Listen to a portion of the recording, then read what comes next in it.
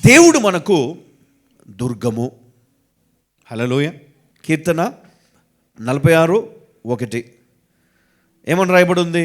దేవుడు మనకు ఆశ్రయమును దుర్గమునై ఉన్నాడు కదా. దుర్గము అంటే సాతానుడు నువ్వు ఉన్న చోటికి, అంటే నువ్వు కోటలో ఉన్నావు,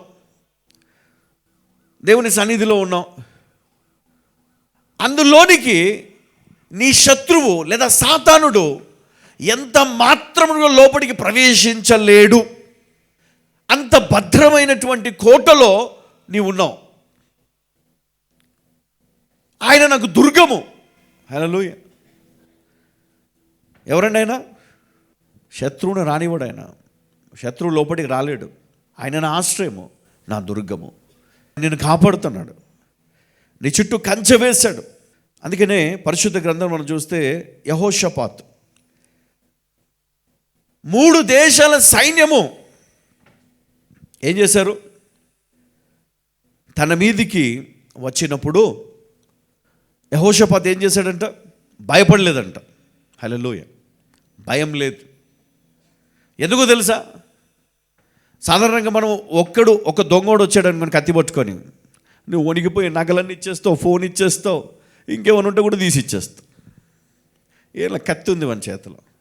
అట్లాంటిది 3 దేశాల సైన్యం కలిసి ఆయన మీదికి వచ్చినా ఆయనలో భయం కనబడలేదు. ఎందుకంటే దేవుణ్ణి ఆయన కోటగా చేసుకొని స్తుతించడం మొదలుపెట్టాడు. హల్లెలూయా కదా. మనం చిన్న కష్టం వచ్చినా, బాధ వచ్చినా మనం భయపడతాం, కానీ ఆయన అట్లా చేయలేదంట. దేవుణ్ణి ఆయన కోటగా చేసుకున్నాడు. ఆయన ఆ కోటలో ఉన్నాడు. దేవుడు అనే కోటలో ఉన్నాడు. ఆయనను ఆశ్రయించాడు. ఆయనే దుర్గం అనుకున్నాడు. ఇంకా శత్రువు లోనికి వస్తాడా? హల్లెలూయా. ఆ శత్రువులు ఏం చేశారు తెలుసా? ఒకరినొకరు చంపుకున్నారు, కానీ దేవుని బిడ్డలకు ఏ హాని చేయలే. ఎందుకు చెప్పాల? దేవుడు నాకు ఆశ్రయం, దేవుడు నాకు కోట, ఆయన నా దుర్గము. ఎంతమంది ఎన్ని రకాలుగా నేను నాశనం చేయాలనుకుంటారు. లోకమంతా కలిసి నీవన్నీ నిందలేస్తారు. అయ్యనివ్వండి, తెచ్చుకోనివ్వండి, అననివ్వండి. 1 రోజు, 2 రోజులు, 3 రోజులు, కానీ దేవుడు ఉన్నాడు నీ పక్షం. హల్లెలూయా. దేవుడు నీ పక్షమున ఉంటే ఏ నోరైతే నిన్ను తిట్టిందో, ఏ నోరైతే నీ గురించి మాట్లాడుకుందో, ఆ నోరే నిన్ను ఘనపరుస్తుంది. గుర్తుపెట్టుకో. హల్లెలూయా.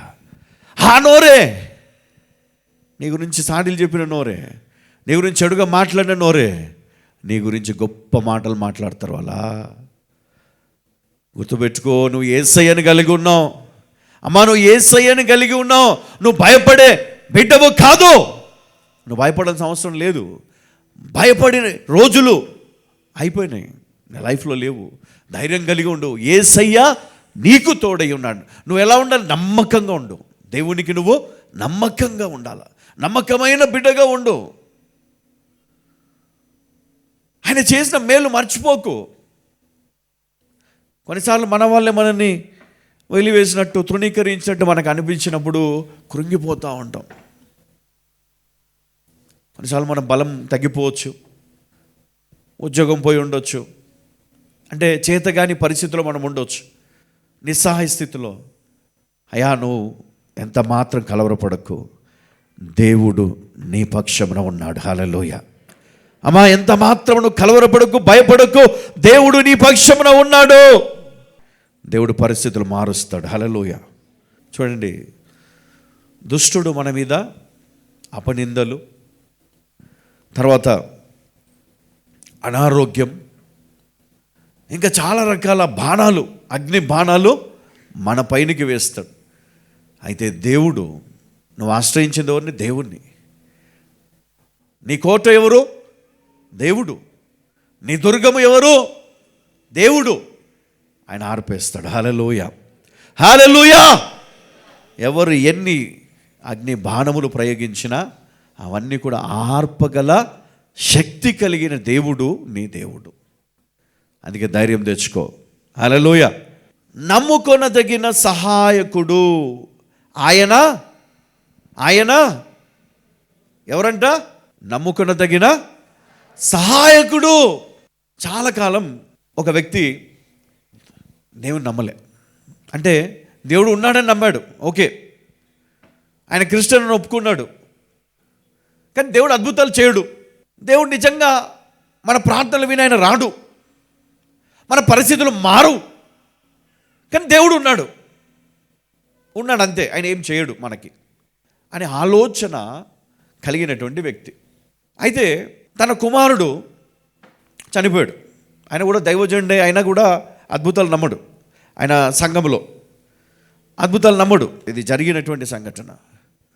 ఆ దైవజనుడు చాలా బలమైన వాక్యాలు చెప్పేవాడు, కానీ అద్భుతాలు నమ్మేవాడు కాదు.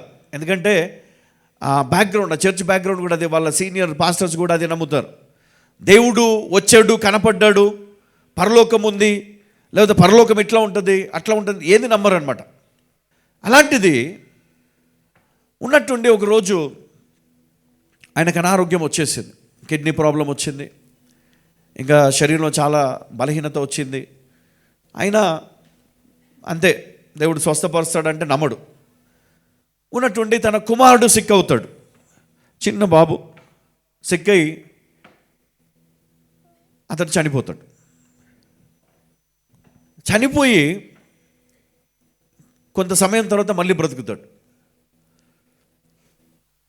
అందరూ చాలా సంతోషపడతారు, చనిపోయిన బిడ్డ మళ్ళీ బ్రతికాడు అని. కానీ అది దేవుని కార్యమని నమ్మడు. అది ఒక కొన్నిసార్లు అట్లా జరుగుతుంది అంతే, కానీ నమ్మలేదు. ఆ పిల్లోడు కొన్ని విషయాలు చెప్తాడు. ఏం జరిగింది అప్పుడు అంటే, ఆయన యేసయ్యను చూశాను, అక్కడ ఉన్నటువంటి పరిస్థితులు చూశాను, అక్కడ ఇట్లా ఉంది అట్లా ఉంది అన్నీ చెప్తాడు. నమ్మడు ఈయన. ఈయన ఏం నమ్ముతాడంటే, ఆ బాబుకి ఏదో అయింది, ఏదో ఆలోచనల వల్ల అట్లా అయిపోయింది, ఊరికే రోజు రోజు అట్లనే జరుగుతూ ఉంది. ఒకరోజు ఉన్నట్టుండి వాళ్ళ అమ్మతో అంటాడు, నేను అక్క కాకుండా ఇంకొక అక్క కూడా ఉంది కదా నాకు అని అంటాడు. ఆమె షాక్ అయిపోతుంది. కడుపులో ఉన్నప్పుడే ఆ బేబీ చనిపోతుంది అనమాట. అది మరి ఆడపిల్లనా మగపిల్లడో తెలియదు. చనిపోతే మరి ఈ అబ్బాయి అంటాడు, నేను పరలోకంలో కలుసుకున్నాను, నా అక్క నన్ను చూసి పరిగెత్తుకొని వచ్చింది, నేను కూడా వెళ్ళాను, కలిశాను. ఏం పేరు అంటే, మీరు ఏం పేరు పెట్టలే కదా భూమి పైన, అక్కడ కూడా ఏం పేరు లేదు అంటాడు. ఈమెకి మైండ్ బ్లాక్ అయిపోతుంది అనమాట. ఈ విషయం తన భర్తకి చెప్తే ఆయన కూడా షాక్ అయిపోతుంది. తెలియదు పిల్లలకి ఆ సంగతి, కానీ వీడికి ఎట్లా తెలుసు? మెల్లిమెల్లిగా ఆ అద్భుతాన్ని నమ్ముతాడు. ఎందుకంటే ఆ కార్యాన్ని బట్టి ఈ సంగతులన్నీ కూడా చర్చిలో తెలిస్తే ఆ పాస్టర్ని ఏం చేస్తారో చర్చిలో తీసేస్తారు. కానీ చివరికి ఆ చర్చ్ వాళ్ళే అందరూ కూడా అద్భుతాన్ని నమ్ముతారు. ఎందుకంటే ఆ పిల్లోడు చెప్పినటువంటి సంఘటనలు. అక్కడ చాలామంది నిరుత్సాహంతో ఉంటారు. నీ కుమారుడు బ్రతికేడు కాబట్టి నువ్వు నమ్ముతున్నావు, కానీ మరి నా కొడుకు యుద్ధంలోకి వెళ్ళి చనిపోయాడు, మరి నా కొడుకుని బ్రతికించలేగా దేవుడు. అలాగా చాలామంది మనం కూడా అట్లనే అనుకుంటాం. మరి నాకు దేవుడు చేయలేదు కదా, దేవుడు నాకు ఇవ్వలేదు కదా, దేవుడు నా జీవితంలో మరి అద్భుతం చేయలేదు కదా అని మనం అనుకుంటాం. కానీ కొన్ని పరిస్థితులు ఎట్లా ఉంటాయంటే, మనము నమ్మకపోయినా దేవుడు వాటిని మన జీవితంలోనికి అనుమతిస్తాడు. అద్భుతాన్ని మనం గ్రహించాలి.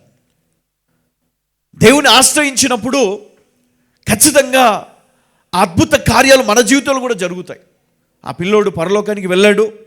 పరలోకంలో యేసుక్రీస్తు ఎలా ఉంటాడో ఆయన చూసినటువంటి ఆయన ముఖాన్ని కిందికి వచ్చి, అంటే కింద మరి ఆయన గూగుల్లో కూడా మనం చూడవచ్చు, ఆ ఫిగర్ కూడా ఆయన డ్రా చేసి మరి ఈ విధంగా ఉన్నాడు యేసయ్య అని చెప్పి చెప్పడం జరిగింది.